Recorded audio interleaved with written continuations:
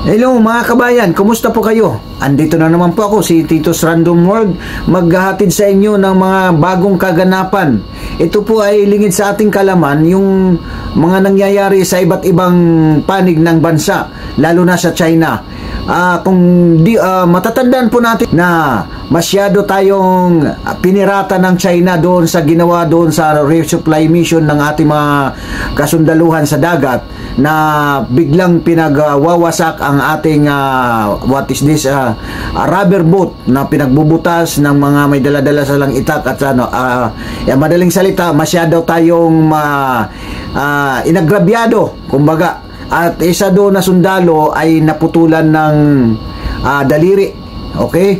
Now, ang hindi natin alam, di ko masasabi kung ano ito, pero kababayan, ito yung masasabi ko na gumalaw ang kapangyarihan ng Panginoon. Dahil hindi natin alam, mga kaibigan, tumatayo ang balibo ko hindi natin alam sa mga oras na yon, sa araw na yon, mayroon palang nangyayaring kaguluhan sa China na mas malupit pa sa ginawa sa ating kasundaluhan sa West Philippine Sea. Alam nyo kaibigan, anong nangyari doon? Kaliwat kanan ang nag-usbungan o nagsulputan ng mga rally. Dahil ayon sa balita, karamihan ng mga company doon na bankrupt. So nagrally na mga workers, farmers, iba-ibang sektor iba-ibang sektor sa kanilang bansa ay nagkaroon ng mga rally nung araw na yun, 17. So kahit kataka-taka, at ito ay isang hindi ka panipaniwala na coincidence ba ginulo sa West Philippine Sea sa Ayungin Shoal. Pero sa 17, mayroon na rin pala nangyayari doon sa China na kaguluhan. Panoorin po natin ang video mga kaibigan, dahil ito ay yung medyo mas exciting panoorin, dahil nakita ko rito yung power ng Panginoon na sa nakikita na inaapi tayo ng China. Okay? Ilabas na natin yung mga leader natin. Hayaan na natin sila. Hindi pag ako na pinag-uusapan ng mga leader natin sa ating bansa, di ako natutuwa. So ang akin lang dito is ihatid ko sa inyo itong pagyayari sa China, na grabe ang mga rally, mga may-ari ng building nagrally, nagprotesta, nagwilga, mga magsasaka nagprotesta, yung mga labor workers nagprotesta, tapos yung student at saka parents nagprotesta. Ito po ay mas masahol, dahil itong mga nag-aaral sa ibang bansa ng mga estudyante ng China ay wala na pala silang naipapadala, na naobliga itong mga estudyante mga Chinese na estudyante sa ibang bansa na magtrabaho na, dahil wala nang naipapadalang bansa nila doon sa suporta sa kanila. So medyo kagulat-gulat itong pangyayari mga kababayan. Panoorin nyo po itong news na galing sa Inside China na news. Isishare ko lang po ito, panoorin nyo at tapusin nyo ito, dahil detalyado ang pagkakabalita. Panoorin natin.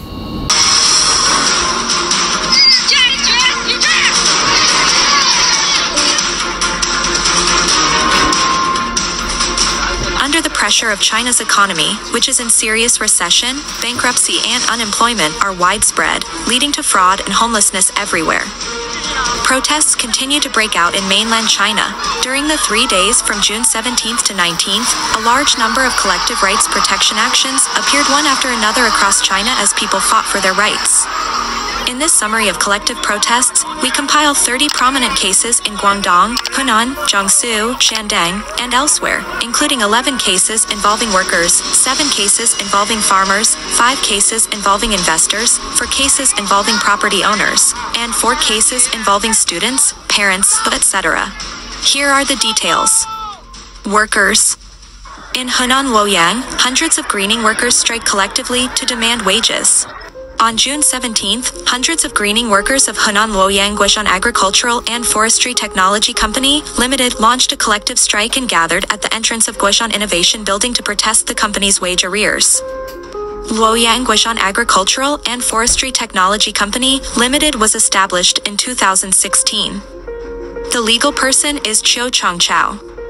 Its main businesses include agricultural technology development, landscaping, and flower and tree planting. In Hunan Zhengzhou, Huawei Optoelectronics owes wages and workers strike collectively to demand wages. On June 17th, in Xinjiang City, Zhengzhou, Hunan, Huawei Optoelectronics Industry Company, Limited, a subsidiary of Xinjiang Investment, owed wages, and workers went on strike collectively to demand payment. In Nanyang, Hunan, Yunda Express workers occupy express stations to demand wages. On June 17th, in Nanyang, Hunan, workers occupied Zhaizhuang Yunda Express Station, hoping to get the wages they deserved for their work in 2023. In Songjiang, Shanghai, optical fiber factory workers strike collectively for relocation compensation. On June 17th, 49 workers of Shanghai Zhongke Chuangxin Communication Equipment Company, Ltd. in Songjiang District, Shanghai, went on strike collectively to protest the company's refusal to compensate workers for the relocation of the factory to Jiaxing. The factory is moving 50 kilometers away, and no compensation is given. How to defend rights. In Panjin, Liaoning, hundreds of retired employees of enterprises gathered to protest against the government's arrears of heating fees. On June 18th, in Panjin City, Liaoning Province, hundreds of retired employees of enterprises once again went to the Panjin Petition Bureau to assemble to protest against the local government's arrears of heating fees. In Zhejiang, Sichuan, construction workers of the Urban Investment Group blocked the door to demand wages. On June 18th, at the gate of Zhejiang City Construction Investment Development Group Company, Limited, Sichuan, construction workers of the Urban Investment Light Chemical Project blocked the door to demand wages. In Zhongshan, Guangdong, female workers of Failing Garment have been on strike for days to demand wages. From June 18th to 19th, female workers of Failing Garment Company, Limited in Shashi Town, Zhongshan, Guangdong, went on strike for 2 consecutive days to protest against the factory's withholding of wages. In Tangling, Anhui, relatives of missing workers blocked the door to demand an explanation.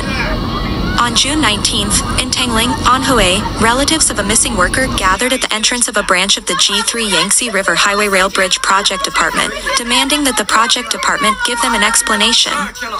According to the family, 12 days ago, Ling Sidian, an electrician from the first branch, disappeared after entering the construction site. No one has been found, alive or dead.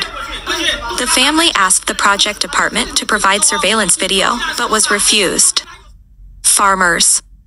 Sichuan Zhejiang, hundreds of villagers collectively protested against the excessive public area of resettlement housing. On June 17th, in Zhejiang, Sichuan, the public area of Yunxi Jiayuan resettlement housing was too large. Hundreds of villagers collectively went to the municipal government to protest and once blocked the traffic in front of the municipal government.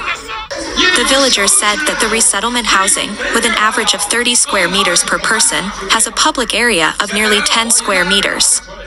For this reason, the villagers put forward 5 demands. First, the property rights should be changed to 70 years according to the requirements of resettlement housing. Second, reduce the public area. Third, cancel the parking fee. Fourth, reduce the property fee. Fifth, add a gate to Area A and build a barrier-free passage for the disabled.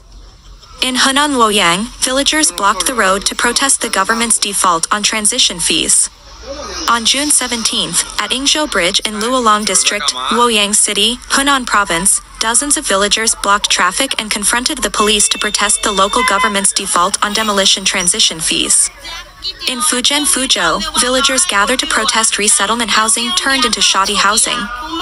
On June 19th, villagers in Jidao Village, Pingtan County, Fuzhou, Fujian, once again launched a rights protection action to protest that the resettlement housing they had waited for 11 years had turned into shoddy housing. Jixinuan Community, a resettlement housing complex in Pingtan County, was found to have serious quality problems such as suspended load-bearing columns, ceiling cracks, and wall seepage. As a result, for years after delivery, most villagers still dare not move in.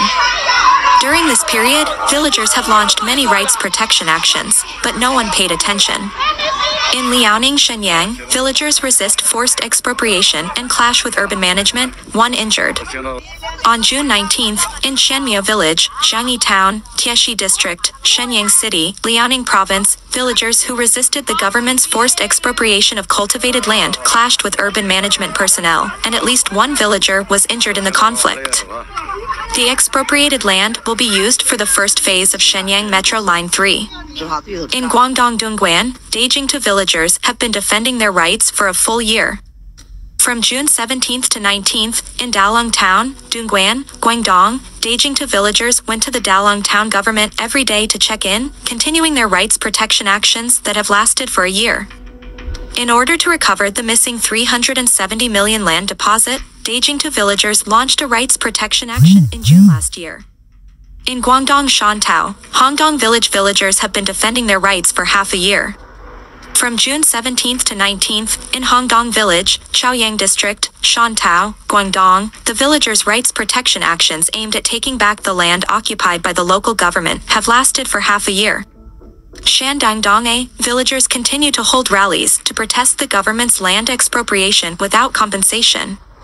On June 17th, villagers in Shandian Village, Jianglu Town, Dongye County, Liaoqing, Shandang, continued to defend their rights and went to the gate of Jianglu Town government to protest the local government's failure to compensate after expropriating land. Their rights protection actions have lasted for a month. Investors. Jiangsu Jiangyin, thousands of employees from top 500 companies hold a rally to demand the withdrawal of deposits. On June 19th, thousands of employees at the Sunshine Group headquarters in Xinxiao Town, Jiangyin, Jiangsu Province, held a rally to demand the repayment of deposits and interest due to concerns about not being able to withdraw their funds. According to netizens, Sunshine Group has absorbed a large amount of deposits from employees at an interest rate of up to 18% over the past decade. Recently, the ST Sunshine stock fell by the limit for 28 consecutive times and was delisted. Incident has caused employees to worry about the safety of their deposits. Jiangsu Sunshine Group is the world's largest wool spinning manufacturer and high-end clothing production base. Its business involves wool spinning, clothing, biomedicine, real estate, thermal power, new energy, and other fields, with more than 10,000 employees. On the list of China's top 500 private enterprises in 2020, Sunshine Group ranked 228th. At noon that day, after Liu Yu, chairman of Sunshine Group, made a promise, the employees gradually dispersed. Hengyang, Hunan, Haihui international investors continue to hold rallies at the municipal government. On June 19th, in Hengyang, Hunan, investors of Haihui International continued to hold rallies at the municipal government, demanding that Hengyang government officials close the case as soon as possible and return the frozen funds. Investors said that 3 years ago, the Hengyang Public Security Bureau classified Haihui International as a pyramid scheme for the purpose of collecting money and froze all investors' funds, and the case has not been closed yet. Hebei, Hunan, BMW Group investors hold rallies to demand withdrawals. On June 19th, in Hebei, Hunan, investors once again held rallies at the gate of BMW Technology Group Company, Limited, demanding the withdrawal of their deposits and interest. Weihai, Shandong, Tonggrentang fundraisers were arrested for asking for money. On June 18th, in Weihai, Shandong, fundraisers who asked the manager of Tonggrentang Pharmacy for the raised funds were suppressed by the police, and at least one person was arrested. Parents of students.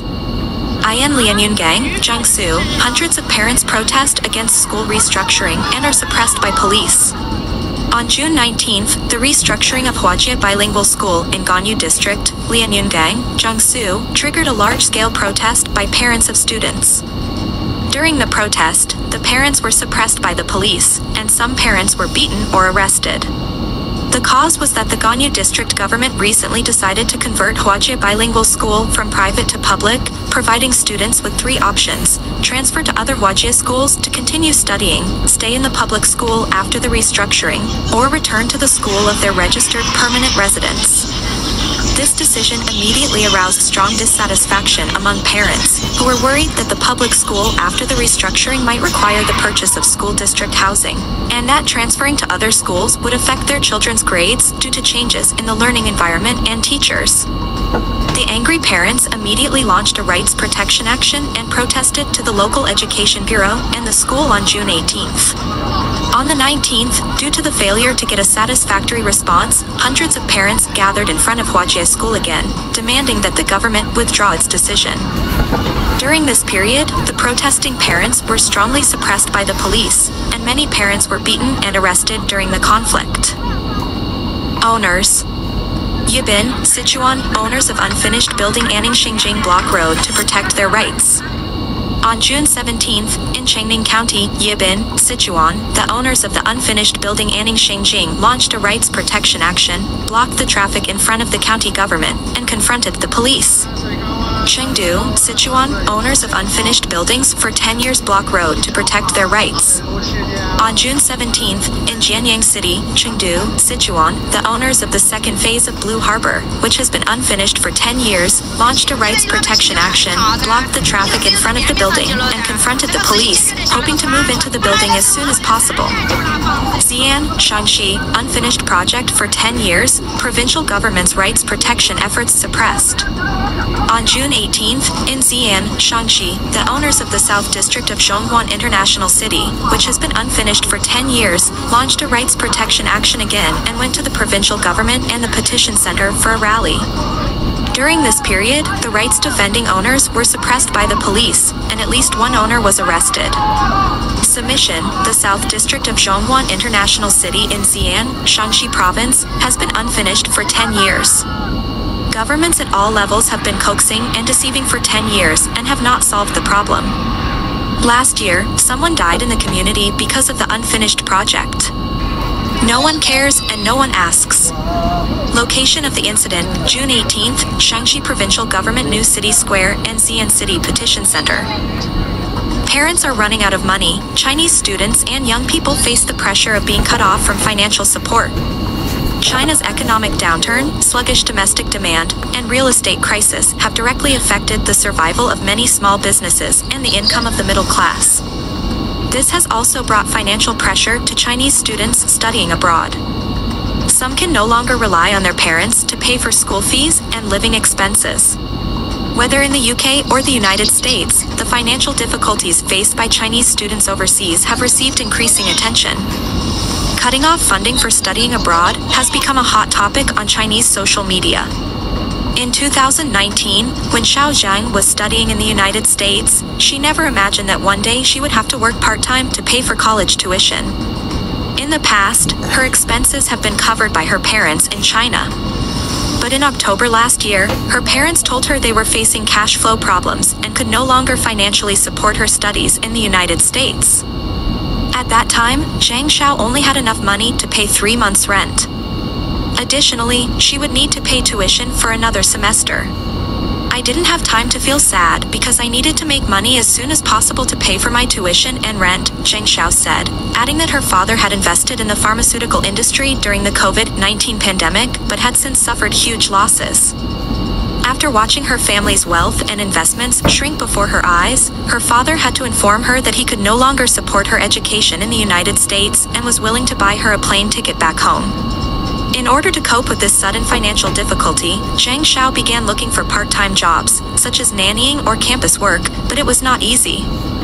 It wasn't until a month later that she found a temporary job in another state. Zhang Zhao's case is not isolated.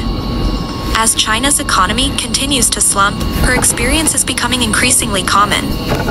Bloomberg has previously interviewed many Chinese students, all of whom shared stories about their parents' financial situations being impacted at home, making it difficult to afford expensive overseas tuition fees. Emily Xiong is one of them. Bloomberg reports that she is studying in preparatory classes in Birmingham, England, and hopes to attend university overseas. When she came home for the winter break, her father told her that his business was in trouble, that he was forced to sell off his assets to make ends meet, and that he faced expensive medical bills. Although Xiong returned to Birmingham, her mother told her that she needed to consider studying in Malaysia, where tuition fees were lower. She said that although it would be better to study in the UK, she could only choose what her parents could afford. Economists believe that the student's plight highlights the vulnerability of China's middle class.